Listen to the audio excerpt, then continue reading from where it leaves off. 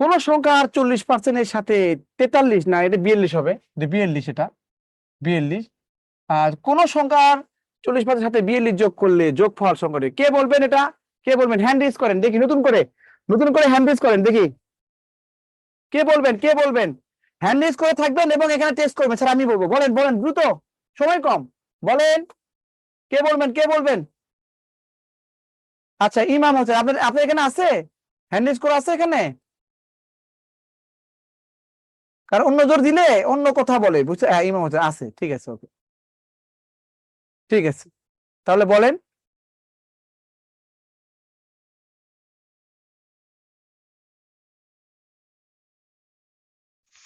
Sir শুনতে পাচ্ছেন? জি, এখন কিভাবে বলবেন, পারবেন এটা? জি স্যার, পারবো স্যার। হ্যাঁ করেন দেখি, করেন। স্যার স্যার আমি এটা করি স্যার। এক্স এর 40% সমান এক্স এর 40% সাথে 42 যোগ করি স্যার। ওকে ওকে, করেন দেখি। আবার সমান দিয়ে আবার এক্স লিখি স্যার। ওকে, করেন, সমস্যা নাই, করেন। তাহলে কি করতে হবে আপনি বলেন, আমি লিখতেছি। হ্যাঁ আপনি বলেন, ভাইয়া বলেন। আপনি বলবেন ধরি সংখ্যা এক্স, এই তো? জি স্যার। ধরি বলতেছি, ধরি সংখ্যা জি এক্স। স্যার। মাশাআল্লাহ মাশাআল্লাহ, ভালো। এক্স, তাহলে কি লিখবো? এক্স এর 40%, তাই না? এটা এক্স। প্লাস জি। প্লাস এক্স 42 এর সমান সমান কত? 40% এক্স, এই প্লাস তো? 42। বলতে কোন সংখ্যা, সংখ্যা মানে এক্স আর মানে এর সংখ্যার 40% প্লাস সাথে যোগ করতে হবে, 42 যোগ করলে এক্স হবে, তাই না? এটা ক্যালকুলেশন করছে, তাই তো?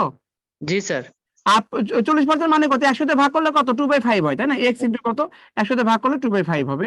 প্লাস এই এক্স টা এদিকে নিয়ে আসেন আর মাইনাসটা বেরিয়ে দিয়ে রাখেন, হ্যাঁ তাহলে তাহলে এটা কত হচ্ছে দেখেন, লসাগু 5 হলে এখানে 2x হচ্ছে, মাইনাস এখানে 5x হচ্ছে, সমান সমান -42। তাহলে এখানে -3x বাই কত হচ্ছে 5 সমান সমান কত? -42। তাহলে x সমান মাইনাস মানে কি যায়, x সমান সমান কত? 42 ইনটু কত? 5/3, হ্যাঁ, সমান সমান কত হচ্ছে এখানে? কত হয় বলেন? 3×4 = 70 হবে, 74, 3×4 = 42। এই 3×14 = 42 হয়, ঠিক বুঝতে পারছেন? 4 এবং জি 2 যোগ স্যার। করলে কত হয়? 6। এটা 3টা ভাগ যাবে, বুঝতে পারছেন? এই জি স্যার। জিপা করছে, আমি পরে এইভাবে করছেন না? আর কেউ? আর জি কেউ? স্যার। Is there anyone?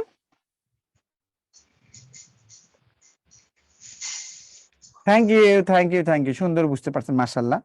কিন্তু আর কোন নিয়ম আছে? স্যার আরো বা অন্য করা যায় স্যার। স্যার একটু কথা বলবো স্যার, সময় সুযোগ যেহেতু পাইছি। হ্যাঁ বলেন ভাই, বলেন, এই দ্রুত বলেন একটু, স্যার এখানে আমি অনেক আছে তো। জি স্যার আমার তো আরো 3 বছর আছে বুঝছেন চাকরির বয়সের। জি তো জি আমি জি। চাচ্ছিলাম স্যার এই নিবন্ধনের পরে বিসিএস এ ভর্তি হইতে স্যার। এখনই ভর্তি হন বিসিএস এ। জি এখনই স্যার ভর্তি হন, আপনার জন্য কিছু করবো আর কি, সমস্যা নেই। আপনার জন্য বিসিএস এ, যদি যারা বিসিএস এ ভর্তি হতে চান তাদের জন্য অন্তত কিছু করতে চাই আমি। আচ্ছা স্যার, আরেকটা কথা হচ্ছে আমার এক ভাইয়ের 1 বছর আছে বুঝছেন স্যার বয়সের, এখন জি উনি কি প্রিপারেশন নিলে কি হবে স্যার? অবশ্যই হবে, 6 মাস থাকলেও হবে, কি বলেন ভাইয়া? আপনাকে টার্গেট নিতে হবে। আপনি যদি বলেন যে আমি একটা ঢিল ছুড়বো, এটা হচ্ছে পুকুর পার করতে, ধরো আপনার বাড়ির পাশে একটা পুকুর আছে ছোটখাটো, আপনি বলছেন আমি একটা ঢিল ছুড়বো, পুকুরটা পার করবো, তাহলে ওই ঢিলটা পুকুরের মানে পানিতেও পড়তে পারে, পার পর্যন্ত নাও দিতে পারে। যদি বলেন না আমি পুকুরের যে পার আছে, পার ছেড়েও ওটা দিয়ে দেবে, এমন ভাবে টার্গেট করবেন। আপনি জোরে আপনি ঢিল ছুড়বেন, পুকুরের পার যদি পার না হয় অন্তত পারে তো পড়বে নাকি?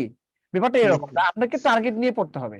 আর পড়াশোনা কোনো আহামরি কিছু না, বুঝতে পারছেন? টেকনিক বেস করবেন, কোচিং এ দ্বারস্থ হবেন, এই কারণ আপনি আপনি মানে আপনি এক বস্তা বই কিনে 6 মাসে যা পড়বেন, কোচিং এ মনে করেন যে আপনি এই 1 মাসেই তাই শিখবেন, বুঝতে পারছেন? এই আর কি।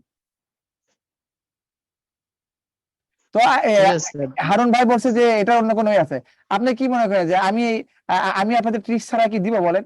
এটা অন্য ওয়ে আছে মানে কি? আমি জীবনও এভাবে করি না। এটা হচ্ছে বেসিক জিনিস, এটা বেসিক জিনিস, কিন্তু আরো বেসিক আছে। আপনি চিন্তা করলেই হবে। আপনি মনে করেন যে ভাইয়া, আপনি মনে করেন যে বাজার করতে গেছেন, হ্যাঁ, আপনার আম্মু স্যার আমি বললো যে, আপনার আম্মু স্যার বললো, শুনেন, আপনি বাজার করতে আমি গেছেন, নেতা নাচ করছি স্যার। আলহামদুলিল্লাহ, ওকে ভাই, ভাইয়া মেসেজ করছে ভালো তো।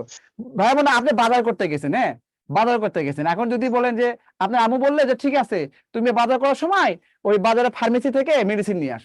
এখন যদি বলেন না আমি তো বাজার করতে আসছি, আমি বাজারটাতে রেখে আসবো, আবার মেডিসিনের জন্য আবার বাজার যাবো, এরকম করবেন নাকি? বাজার করার সাথে আপনি মেডিসিন নিয়েও বাসায় ফিরে আসবেন? তো এটা তো কমন সেন্স, বুঝতে পারছেন? আপনি জাস্ট একটু অ্যাপ্লাই করেন ব্যাপারটা। কোন সংখ্যার 40% সাথে আপনি 42 যোগ করবেন, তাহলে সংখ্যাটা, আমি কিছুক্ষণ আগে বললাম না ভাইয়া, নাম কি আপনার? বলেন তো নাম কি? নাম কি আপনার? চলে গেছেন? ওকে, সমস্যা নাই।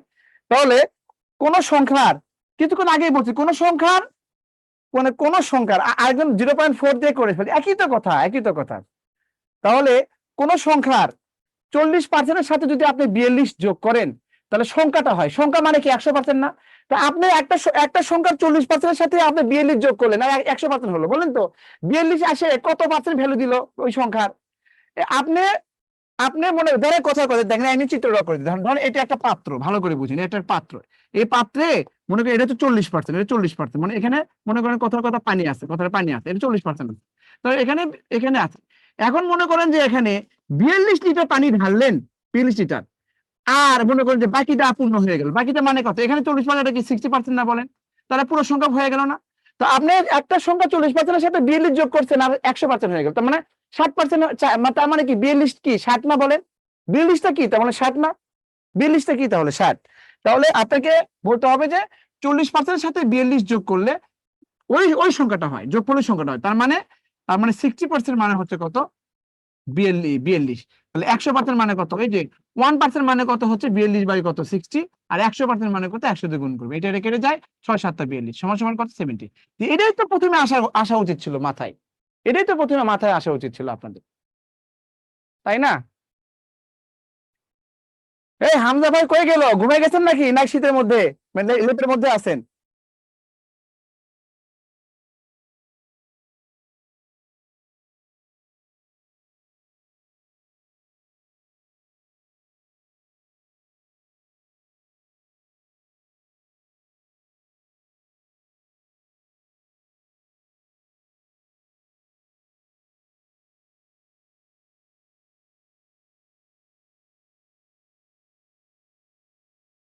সময় পরিবর্তন করে আপনি অফিসে কথা বলেন, সময় পরিবর্তন করে সকালে দিতে পারবেন।